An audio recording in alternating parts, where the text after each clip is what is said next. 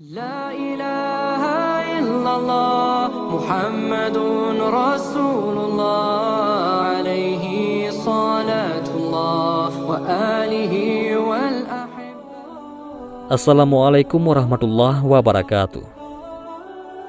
Seorang sahabat Rasulullah Shallallahu Alaihi Wasallam, yaitu Sya'ban radhiyallahu an, memiliki kebiasaan lain daripada para sahabat. Beliau datang ke masjid sebelum waktu sholat berjamaah.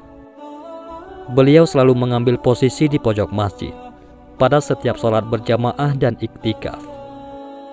Alasannya yakni selalu mengambil posisi di pojok masjid karena ia tidak ingin mengganggu atau menghalangi orang lain yang akan melakukan ibadah di masjid. Kebiasaan ini sudah dipahami oleh semua orang, bahkan Rasulullah sendiri. Namun sebelum kita lanjut kisahnya, mari kita sukai video ini, komen, dan berlangganan, serta bagikan video ini agar bermanfaat bagi semua. Terima kasih. Pada suatu pagi, saat sholat subuh berjamaah akan dimulai, Rasulullah Shallallahu Alaihi Wasallam merasa heran karena tidak mendapati Sya'ban pada posisi seperti biasanya. Rasul pun bertanya kepada jamaah yang hadir, apakah ada yang melihat Sya'ban? Tapi tidak seorang pun yang melihat Sya'ban radhiyallahu an.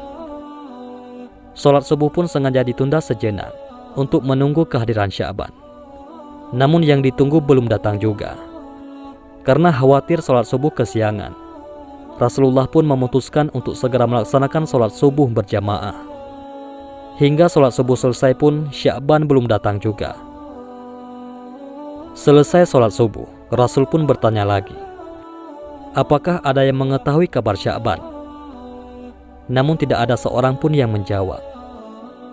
Rasul pun bertanya lagi, apa ada yang mengetahui di mana rumah Sya'ban?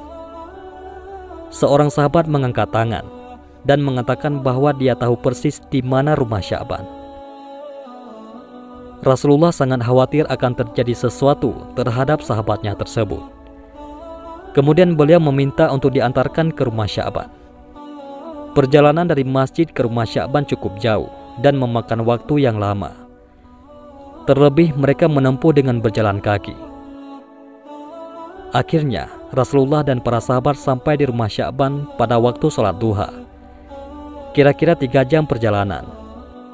Sampai di depan rumah Sya'ban, beliau mengucap salam, dan keluarlah wanita sambil membalas salam. Benarkah ini rumah Sya'ban? Tanya Rasulullah.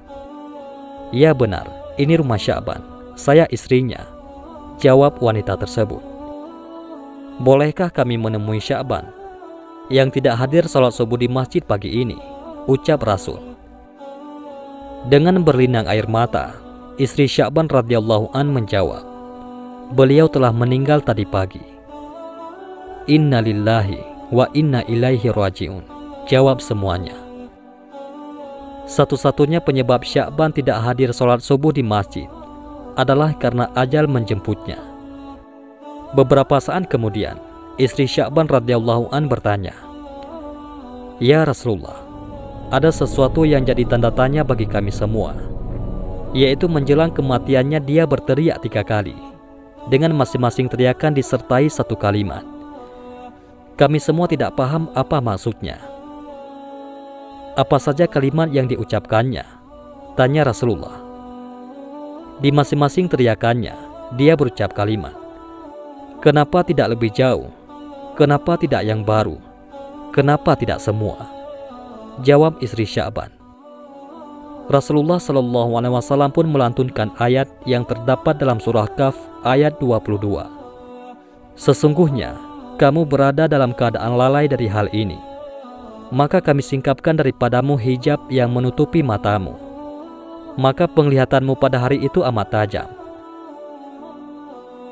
Saat Sya'ban dalam keadaan sakaratul maut, perjalanan hidupnya ditayangkan ulang oleh Allah Subhanahu wa Ta'ala. Bukan hanya itu, semua ganjaran dari perbuatannya diperlihatkan oleh Allah. Apa yang dilihat oleh Sya'ban ataupun orang yang sakaratul maut tidak bisa disaksikan oleh yang lain.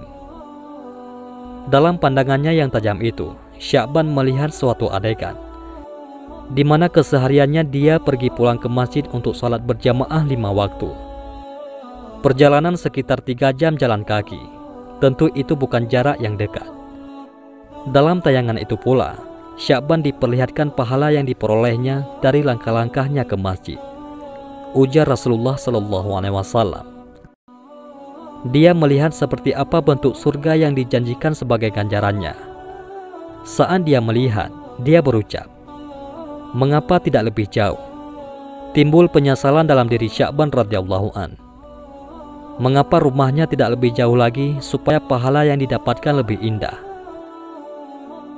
Dalam penggalan kalimat berikutnya, Sya'ban radhiyallahu an melihat saat ia akan berangkat sholat berjamaah di musim dingin. Saat ia membuka pintu, berhembuslah angin dingin yang menusuk tulang. Dia masuk ke dalam rumahnya dan mengambil satu baju lagi untuk dipakainya. Dia memakai 2 baju. Sya'ban memakai pakaian yang bagus di dalam dan yang jelek di luar. Dia berpikir, jika kena debu, tentu yang kena hanyalah baju yang luar. Dan sampai di masjid dia bisa membuka baju luar dan sholat dengan baju yang lebih bagus. Ketika dalam perjalanan menuju masjid, dia menemukan seseorang yang terbaring yang kedinginan dalam kondisi mengenaskan. Sya'ban pun iba dan segera membukakan baju yang paling luar, lalu dipakaikan kepada orang tersebut. Kemudian dia memapahkannya ke masjid agar dapat melakukan sholat subuh bersama-sama. Orang itu pun selamat dari mati kedinginan dan bahkan sempat melakukan sholat berjamaah. Sya'ban radhiyallahu an kemudian melihat indahnya surga. Sebagai balasan memakaikan baju jeleknya kepada orang tersebut. Kemudian dia berteriak lagi, kenapa tidak yang baru? Timbul lagi penyesalan di benak Sya'ban radhiyallahu an.